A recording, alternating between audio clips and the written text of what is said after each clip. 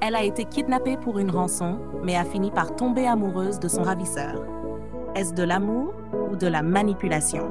Découvrons l'ensemble. Salut les amis, aujourd'hui nous vous présentons un autre film incroyable rempli de drame. Croyez-moi, vous ne voudrez pas manquer celui-ci. Mais avant de commencer, n'oubliez pas de cliquer sur le bouton d'abonnement pour ne rien rater de nos films nigérians populaires et passionnants. Le film commence avec deux frères et sœurs, Abel et Tenny, qui ramassent des déchets plastiques qu'ils peuvent vendre pour survivre. Pendant leur activité, une femme nommée Madame Busy les confronte à cause du désordre qu'ils causent. Tenny lui répond de manière impolie. Abel intervient rapidement, la réprimande et lui demande de s'excuser. Tenny s'excuse à contre-cœur. Abel s'excuse aussi et Madame Busy s'éloigne. Alors qu'Abel continue de corriger Tenny, Juliette, la petite amie d'Abel, arrive et lui donne des plastiques. Il la remercie. Ils partagent un moment silencieux, perdus dans les yeux l'un de l'autre. Lorsque Juliette s'en va, Tenny éclate de rire. Abel la fusille du regard, agacé par ses moqueries. Plus tard dans la journée, alors qu'ils ramassent encore des déchets, Juliette revient et donne de l'argent à Abel pour qu'il puisse prendre soin de lui et de Tenny. Il refuse d'abord, puis accepte et la remercie sincèrement. Ils s'éloignent ensemble. Après une longue journée, Abel et Tenny s'assoient pour manger, mais finissent vite par se disputer à cause de la nourriture. Pendant ce temps, dans une autre partie de la ville, un homme âgé semble inquiet, tentant de joindre quelqu'un au téléphone. Quelques minutes plus tard, une jeune femme entre, elle est ivre. Son nom est Bella, et l'homme est son père. Il l'interroge, mais elle est trop saoule pour répondre. Elle s'affale sur le canapé et s'endort, pendant que son père la regarde, plein d'inquiétude. Le lendemain matin, Maria, la femme de ménage, apporte du café au père de Bella. Il lui demande de préparer un remède contre la gueule de bois pour Bella. Maria accepte et se rend à la cuisine. Bella entre dans le salon, se tenant la tête à cause de l'alcool de la veille. Maria lui donne une boisson à base de plantes pour la soulager. Bella tente de parler à son père, mais celui-ci se fâche et s'en va dans sa chambre. Maria essaie de proposer le petit déjeuner à Bella, mais celle-ci se met en colère et monte furieuse. Mais voici la question qui change tout. Comment une vie pleine de lutte et de rejet peut-elle soudainement se transformer en une histoire de captivité et d'émotions interdites? Pendant ce temps, ce même matin, quelque chose d'inattendu arrive à Abel. Son propriétaire fait irruption dans la maison, réclamant le loyer impayé. Alors qu'Abel le supplie de lui accorder un délai, le propriétaire le saisit. Tenny accourt et le propriétaire l'attrape aussi, menaçant de ne pas les relâcher tant qu'il n'aura pas son argent. Cela déclenche une vive dispute et une bagarre. Quelques heures plus tard, Juliette rend visite à Abel et lui apporte de la nourriture dans une boîte. Ils échangent quelques mots avant qu'elle ne reparte. Tenny voit la nourriture et est reconnaissante envers Juliette. Le jour suivant, Abel poursuit sa routine habituelle quand son ami d'enfance, Femi, lui rend visite. Abel est ravi.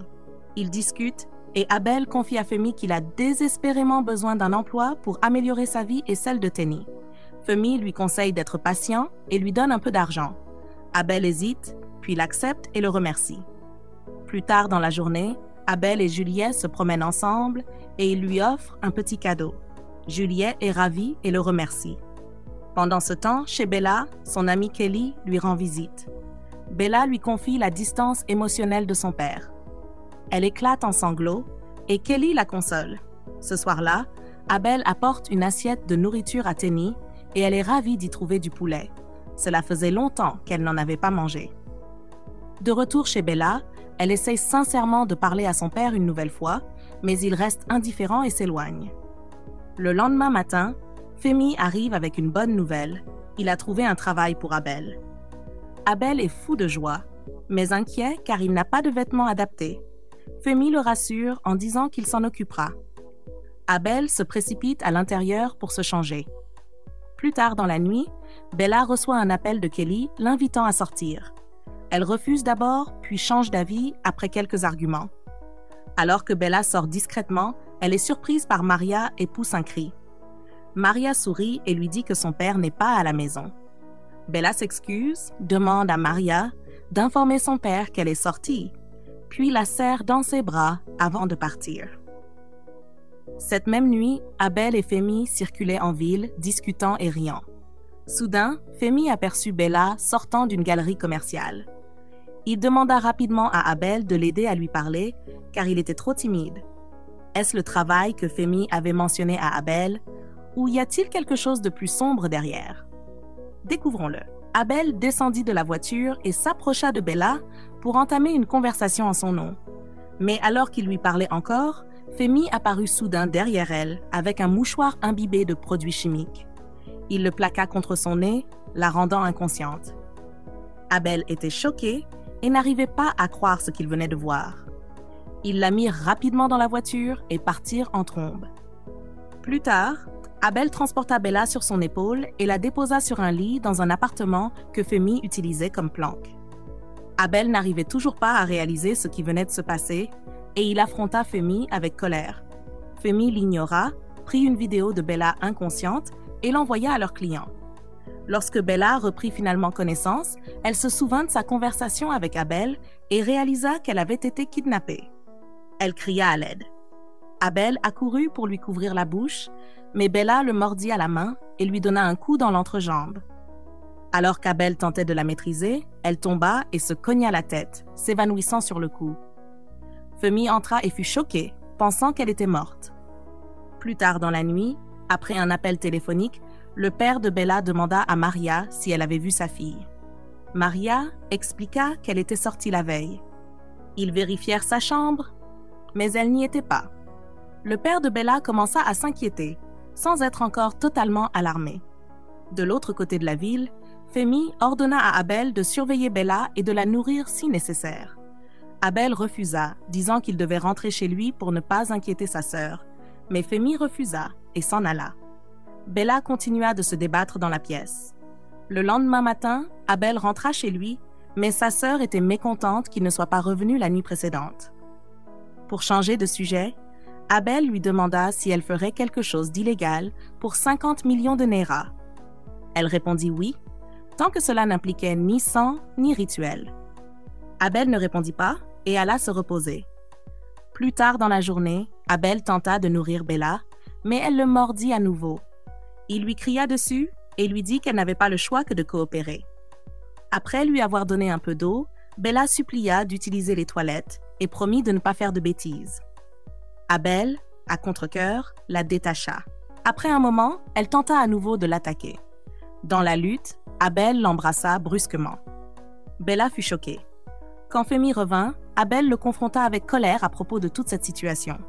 Mais Femi lui remit simplement plus d'argent et un nouveau téléphone, appelant cela un bonus pour le travail. Abel, toujours bouleversé, ne voulait pas accepter, mais Femi le menaça de ne jamais parler de tout ça à qui que ce soit. Abel partit. Sur le chemin du retour, Abel croisa Juliet. Elle remarqua qu'il avait l'air étrange et distrait. Il masqua rapidement son malaise et lui donna un peu d'argent, essayant de faire bonne figure pendant qu'ils passaient quelques minutes ensemble. Ce même matin, le père de Bella devint très inquiet car elle n'était toujours pas rentrée. Kelly, qui était venue rendre visite, ne l'avait pas vue non plus. Le père de Bella contacta alors le commissaire de police. Peu après, il reçut une photo de Bella qui le laissa sous le choc. Pendant ce temps, Abel rentra chez lui l'air troublé. Sa sœur lui demanda ce qui n'allait pas, mais il se contenta de dire que Femi cherchait encore du travail. Il lui donna de l'argent pour le dîner, ce qui la rendit heureuse, et elle rentra à l'intérieur. Abel resta pensif. Quelques instants plus tard, il reçut un appel et partit immédiatement. Femi le réprimanda pour avoir laissé Bella seule et lui rappela que son père la recherchait activement. Il laissa ensuite Abel la surveiller. Plus tard dans la journée, Abel se réveilla en entendant Bella crier. Lorsqu'il alla voir, il se rendit compte qu'elle avait ses règles. Il sortit rapidement acheter des serviettes hygiéniques et d'autres fournitures pour elle. Pendant ce temps, le père de Bella et Kelly était de plus en plus inquiet. Un appel anonyme finit par les joindre, exigeant une rançon de 500 millions de Naira pour la libération de Bella. Son père tenta de négocier, offrant 100 millions, mais l'appel fut brutalement coupé. Le commissaire appela à nouveau, assurant au père de Bella que la police faisait tout son possible. Sa photo circulait déjà sur les réseaux sociaux. Mais le père de Bella avait trop peur pour dire à la police qu'elle avait été kidnappée à cause des menaces. Il remercia Kelly pour son soutien et passa d'autres appels. De retour à la cachette, Abel donna les serviettes à Bella et lui permit d'utiliser les toilettes. Comme elle mettait du temps à sortir, il s'inquiéta. Elle finit par sortir et demanda si elle pouvait marcher un peu dans la maison. Elle promit de ne pas s'enfuir, et Abel accepta. Dans le salon, Bella et Abel eurent une conversation sincère. Elle parla de l'amour que lui portait sa défunte mère. Abel, à son tour, raconta comment sa famille s'était lourdement endettée pour financer ses études d'ingénieur. Il s'excusa pour l'avoir embrassée, expliquant qu'il pensait que c'était le seul moyen de la calmer à ce moment-là. Bella ne répondit rien et retourna silencieusement dans la pièce où elle était retenue captive. Le lendemain matin, Femi arriva avec une femme étrange. Il réveilla Abel et lui dit de rentrer chez lui pour se rafraîchir. Abel partit et Femi entra dans la pièce avec la femme. Pendant ce temps, le père de Bella marchait de long en large dans la chambre de sa fille, l'air profondément attristé et perdu dans ses pensées. De façon choquante, Kelly, le cerveau derrière l'enlèvement de Bella, entra brusquement dans la pièce et la réveilla brutalement. Bella se sentit complètement trahie. Kelly avoua qu'elle faisait tout cela pour lui donner une leçon de contentement. Selon elle, Bella avait tout ce qu'il lui fallait, mais passait son temps à se plaindre, à pleurer sa mère défunte, à boire et à gâcher sa vie. Pendant ce temps, Kelly avait perdu tous ses frères et sœurs, sans aucun des luxes que Bella considérait comme acquis. Peu après, le père de Bella reçut un appel des ravisseurs. Il leur dit que l'argent de la rançon serait bientôt prêt. Mais Femi le menaça d'égorger Bella si l'argent n'était pas livré dans les 48 heures. Il raccrocha, laissant le père de Bella encore plus angoissé et désespéré. Kelly et Femi allèrent voir Bella et la narguèrent avec leur plan. Bella était terrorisée. Après l'avoir humiliée, ils quittèrent la pièce. À ce stade, une question se pose. Peut-on vraiment faire confiance à quelqu'un? Ou bien la trahison est-elle toujours à un pas, même venant d'un ami? Ce jour-là, Abel rentra chez lui, mais sa sœur commença à se plaindre de la disparition de sa serviette hygiénique. Elle lui dit que Juliette était passée, se demandant pourquoi il n'était pas rentré la veille. Abel mentit, disant que Femi lui avait trouvé un travail. Il donna alors de l'argent à sa sœur pour acheter une autre serviette, et le moment passa calmement. Mais pendant combien de temps encore la conscience d'Abel pourra-t-elle supporter le poids de cette obscurité grandissante? Le lendemain matin, Juliette rendit visite à Abel et lui demanda si elle avait fait quelque chose de mal, car ils ne passaient plus de temps ensemble comme avant. Abel semblait émotionnellement distant, mais elle l'encouragea à rester fort et à croire en lui, puis s'en alla. Plus tard dans la journée, alors que Femi et Kelly faisaient la fête, Abel entra. Femi le présenta à Kelly en le louant comme le véritable cerveau de l'opération. Il lui assura que l'otage était en sécurité sous la garde d'Abel, puis ils quittèrent la pièce. Abel alla voir Bella, mais la trouva allongée sur le sol. Elle le supplia de ne pas la laisser seule, l'appelant le gentil garçon et avouant qu'elle croyait qu'il l'aimait aussi. Abel la consola et lui donna des vêtements propres pour se changer. Lorsque Bella ressortit, elle avait l'air différente, plus calme, plus vulnérable. Elle révéla alors la vérité la plus choquante. Sa meilleure amie Kelly était derrière son enlèvement. Bella avoua que malgré tout, elle avait toujours été là pour Kelly. Abel était stupéfait. Il l'incita à s'enfuir immédiatement. Mais Bella refusa, de peur que Femi et Kelly ne le traquent et ne le tuent. Abel lui promit de trouver un moyen de la faire sortir. Elle l'embrassa alors qu'il la serrait fort dans ses bras. Quelques heures plus tard, Bella dut se précipiter dans la chambre en entendant la porte s'ouvrir. C'était Femi. Il dit à Abel de rentrer se reposer. Quand Abel mentionna la manière dont Bella était traitée, Femi promit qu'il n'y aurait plus de torture. Abel lui parla des vêtements et des serviettes qu'il avait achetés pour elle, puis partit. Femi entra dans la pièce, vit Bella endormie, puis retourna au salon. Plus tard dans la nuit, en rentrant chez lui, Abel finit par se confier à sa sœur. Il détourna l'histoire, lui demandant son avis sur un ami impliqué dans un kidnapping. Mais elle comprit vite qu'il parlait de lui-même. Abel lui avoua tout. Il lui parla de Bella et de comment, Même s'il ne la connaissait que peu, il était tombé amoureux d'elle. Enfin, Abel se sentit soulagé. Quelqu'un connaissait la vérité. Cette même nuit, le père de Bella criait au téléphone sur ses actionnaires, leur demandant de débloquer ses fonds car la vie de sa fille était en danger. Il appela Maria pour lui apporter du café afin de rester éveillé. Soudain, quelqu'un frappa à la porte. Lorsqu'il ouvrit, il fut stupéfait. Bella était là, affaiblie, allongée sur le canapé. Plus tard, le père de Bella appela le médecin pour l'examiner. Lorsqu'elle se réveilla, tout le monde fut choqué de découvrir qu'elle ne se souvenait de rien. Que s'est-il vraiment passé? Comment Bella s'est-elle échappée? Sa perte de mémoire est-elle réelle ou cache-t-elle quelque chose? Découvrons-le au fil de l'histoire. Le lendemain, Kelly et Femi arrivèrent, visiblement excités. Mais ils furent choqués de trouver Abel allongé au sol, épuisé et anxieux. Femi tenta d'obtenir des réponses et Kelly descendit en furie, criant « Où est Bella ?» Elle hurla sur Abel, mais Femi prit sa défense. Ils s'assirent, confus et paniqués sur la suite des événements. Quelques instants plus tard, alors que Femi tentait de calmer Abel, Kelly annonça que Bella était rentrée chez elle, mais qu'elle avait perdu la mémoire. Abel entra dans une rage folle et exigea vengeance pour tout ce que Bella avait subi. Femi et Kelly tentèrent de l'apaiser. Finalement, Kelly s'en alla. Femi partit aussi, rappelant à Abel qu'il devait agir rapidement. La sœur d'Abel, qui était folle d'inquiétude, fut soulagée en le voyant enfin. Mais Abel était furieux contre elle parce qu'elle l'avait frappé plus tôt. En réalité, ils avaient mis en place un plan. Sa sœur l'avait frappé assez fort pour l'assommer afin de rentrer seule à la maison et faire croire qu'elle l'avait attaqué. Le tout pour créer une diversion. Le plan avait marché. Abel était dévasté que tout ce qu'il avait fait soit vain. Bella avait perdu la mémoire. Sa sœur le réconforta et lui remit le numéro que Bella lui avait donné plus tôt pour contacter son père en cas de danger. Juliet passa voir Abel, mais elle le trouva blessé et abattu. Il lui demanda de repasser une autre fois. Sa sœur récupéra la nourriture que Juliet avait apportée et la raccompagna. Le lendemain, le père de Bella fit venir Kelly pour voir si son ami pouvait l'aider à retrouver la mémoire. Après s'être excusée et être sortie, Bella regarda Kelly avec confusion et commença à dire des choses négatives sur son père.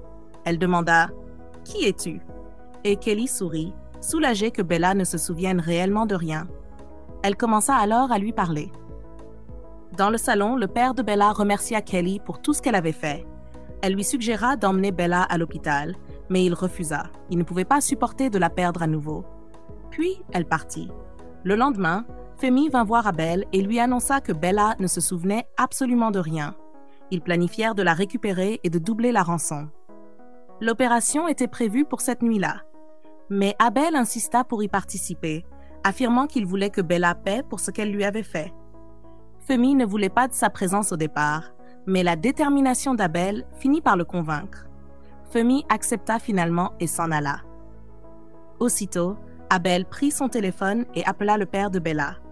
De retour chez Bella, la domestique appela Bella et son père pour le déjeuner.